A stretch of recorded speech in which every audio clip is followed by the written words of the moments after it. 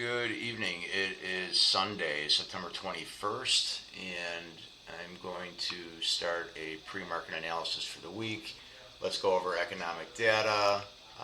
Monday, there doesn't appear to be much. You've got orange folders here. So when I look at the Forex Factory, you're looking for the folders that show you different colors to tell you and show you that what could possibly move the market. So yellow folders typically won't move the market. Orange folders may move the market a little bit. And the red folders, you have to be prepared for any kind of data that comes out that could potentially shake the market. So you want to be careful of your positions. I don't see any folders really until you may have something at 11 o'clock tomorrow, but I don't see much. Tuesday is when you start to get some economic data. You got flash manufacturing, PMI. What else do you have there? I guess Powell's speaking also on Tuesday. I didn't see that one, so that should be interesting. And then Wednesday, new home sales. I don't think that'll do much. Thursday, you got final GDP. That'll move some things along with unemployment. What else? You got some existing home sales. That's pretty much a follow-up from Tuesday. Nothing earth-shattering there. And then Friday, what do we got here?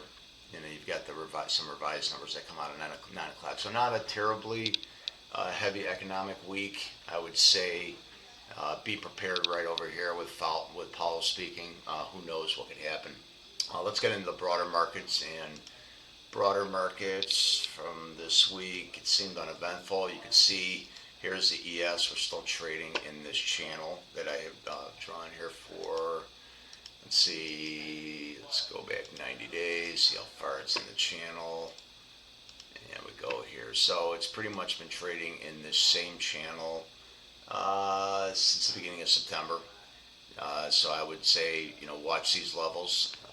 Below this, I would say below this 66.81 and a quarter. If we lose that level, I think we pull back to 66.62, and then below that level, I think we pull back to 65.96 and 50 cents on the ES. Let's take a look at the NASDAQ. It's very similar.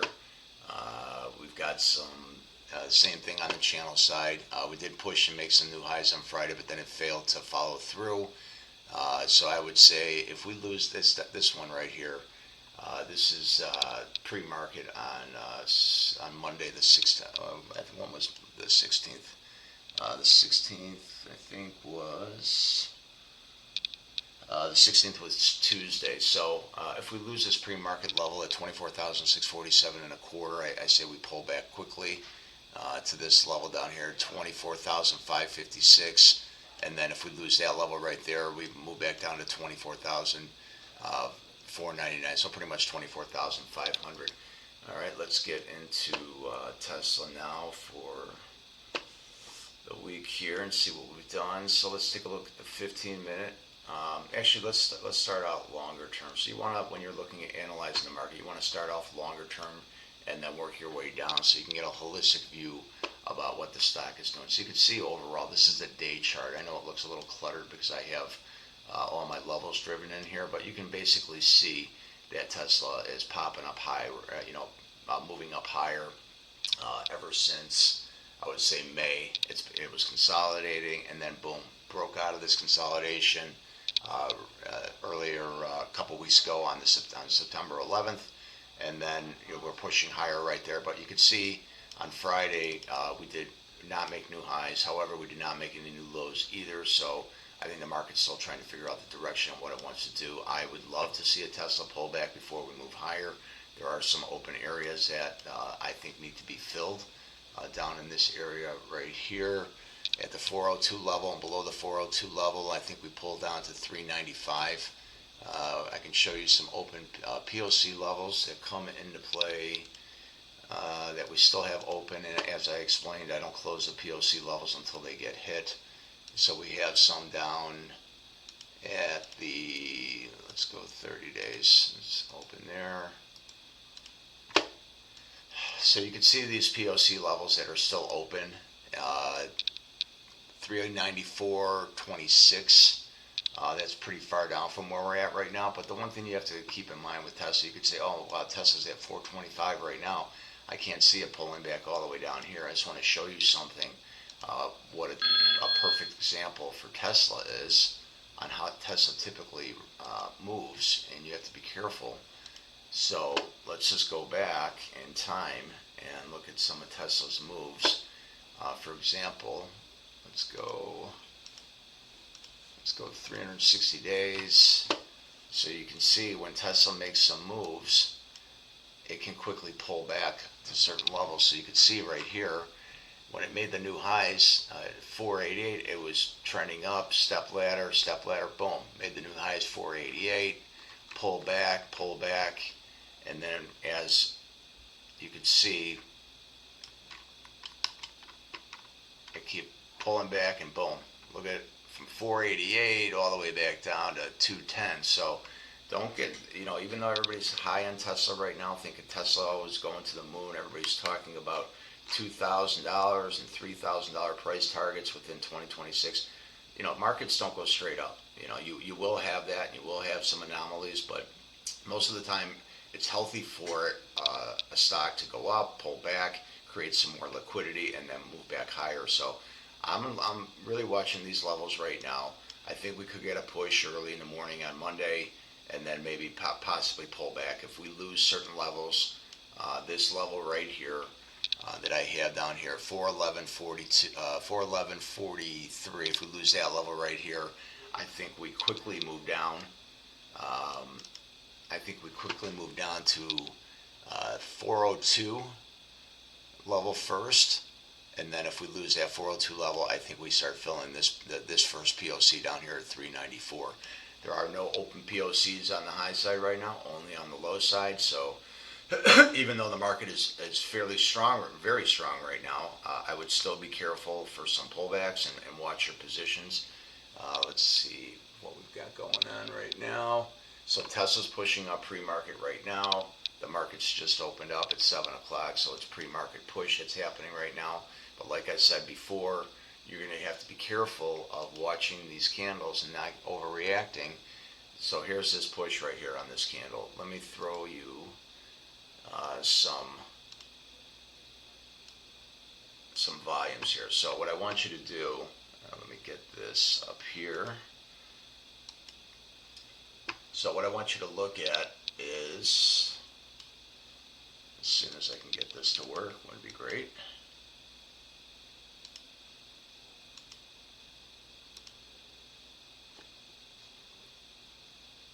Alright, I'll move that over here, and we'll go square here, and see if we can do this. See if this works now. So right here where I have highlighted, I want you to watch when I move my cursor over the candlestick. Look at this last candlestick right here at the end of the day on Friday. You can see it's 2.8 million shares traded. Now look at the size of this candle that's being developed right now in pre-market right now. 115,000 shares. So you can't compare the size of the candle. That's not where you get your data from. Your data comes from the volume that when you put your cursor over there and you can see the actual trading. So right now I saw that we were trying to make new highs. We are above that level right now. So I would say coming into tomorrow, if we push higher right now pre-market, we keep pushing higher, maybe into this, and it's possible that even though there's not a lot of volume, that we push to these high levels here. Then I would look for this level down here to be a support to pull back to. But right now, we've got everything pushing up. We can take a look at the broader markets too. The broader markets are pushing up as well. But again, this is the literally first 5 minutes of pre-market overnight. So there was something interesting that happened today, though, that I'm curious how Tesla is going to respond to tomorrow. They had the memorial for Charlie Kirk, and Elon Musk was sitting next to President Trump in the box, and they were talking. It looked like they were pretty civil. So I'm curious how that is going to impact things. Right now, I mean, it certainly looks like there's something happening here. positively, but again, this candle right now, you got 166,000 shares. Now, mind you, this is the first 5 minutes, so that could change, right? So let's just keep an eye on this, and right now it's all good. We want the market to continue to go up, but it's also healthy for a pullback. We have these levels here right now. I've got the first level on the upside at 439.74. The next level above that is 447.08. And then if we get above that level, 447.08, I think we are going to quickly move.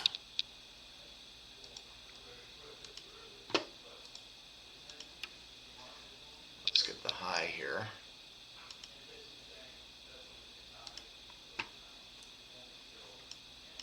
So if we get above the 432 level, and then if we do get above 447 level, I would say that we can quickly move into this. See, this is a day level right here, 456, and above 456 we're going to new highs. So now that's on the upside, but like I told you, you have to be prepared. You have a bias and a thesis going into the market, and then you have to be prepared on both sides with both levels. So right now, as it's pushing up right now, this is not, even though this is a big candle right now, I'm not paying attention to this. Tomorrow morning, this may look completely different. It could continue to go straight up. People could be analyzing Trump and Musk sitting together at that memorial as positive, or you never know, it could be a negative. But I think that personally, I think it's better for Musk to be on the side of the government, no matter who is in office. But as long as he keeps his focus on his company, I think the shareholders will be happy with that, and they'll keep their positive interest with him there. Let's go over the 5-minute opening trade from Friday, and let's go here, and let's get rid of this. Okay, so 5-minute opening trade on Friday. Friday was a very choppy day. It was expiration. Right on the open, I actually didn't record it, but I did take a trade here on the open on Friday, and we were popping right off of the open. I actually got long once it got above the VWAP, which is this yellow dotted line right here, and you can see how it respected that. And then when it busted through, I actually added to my position right here, and that position right there was 425.51, and then you can see it rallied all the way up to 428.30. So that was a pretty good trade. I did not take it all the way up right there. I think I got long. I added to the position right there at 425.51 is when it broke through right here, and I think I took it up to maybe 427 and got out of 427. Nonetheless, still a great trade. And then you can see after that initial move, we pulled back, and then we stayed in this little consolidation channel right here. And then as you can see right now, pre-market, we are pushing higher, but I am not overly confident with that move right here. Like I said, if you look at these, these volumes right here, 170,000 shares on that 5 minutes right there. And then right now we're at 70,000 shares, and it's pulling back a little bit. So we'll see what happens, how it respects these levels. Write these levels down if you want. You can follow them. That will help you tomorrow. We have the first level right here. We need to hold 432.22. Then we have the next level, which is the FMOC high at 428.30. And then we have this close. This is pretty much 426.07 is the close from Friday. Then you have the initial FMOC high that I plotted at 424.69. I can show you this better here, maybe just to clear that. So if we pull back to these levels, you can see how it responds to go higher. If we lose these levels, we're going to go down to that next level, and the same thing on the upside. If we hold this level and we come in tomorrow, then your next level to look for is this 439. So this 432 level, though, I will say, I was saying last week I would not want to be long Tesla until we broke through this 432.22 level. So if we were opening up tomorrow, right now, in about 10 minutes, I would say I'd be watching this level right here. And if we bounce off of this level right here, I would want to take the longs. However, like I said, you can't pay attention to the length of this candle. You have to look at your volume and your data that goes along with it. I am not going to be able to give a pre-market analysis tomorrow morning. I have to travel early in the morning. I will be back Tuesday morning for pre-market analysis. Please like the video, subscribe to the channel, and again, please leave some comments if there's some things that you'd like me to cover. One thing before I sign off, starting off the day tomorrow, it's a new weekly expiration, so now it switches to Friday, September 19th for calls, and I'm going to have my 450 calls up there, and then the expiration for actually 9/26, excuse me, is the Friday expiration for the calls, and then the 9/26, and I'm going to leave the 400 puts there. So you'll see that starting off the week, I'm going to have a wide spread from where the market is actually trading to where the strike price is, and on both sides, on both the puts and the calls. So you can see tomorrow morning when we open up this call price right here at $4.25, because the market is going to open higher than if it were to open right now, be open up $5 higher than where we closed. This premium price is probably going to be, I would say, maybe worth $6.50 to $7 a premium. So instead of buying a one lot at $425, it could cost you $700. And then of course, as it goes higher, you're going to make, that's how you make more money. And the same thing on the put side. So now that the market's rallying, this premium price that closed at $2.96 tomorrow, now that the market's moving away from this price on the downside, this premium price is going to be cheaper. So this premium price, very realistically, could be down trading at like $1, maybe even less than $1. And that, what that tells you is that the market doesn't think that it's going to get down to this $400 level by next week. So I'll go over more of that, how to figure out the strike prices and how the premium prices move compared to the equity, and that's all based off of the delta, and we'll get into that at a later date. Again, please like this video, subscribe to the channel, and leave any comments below. Thank you, everybody, and have a great night.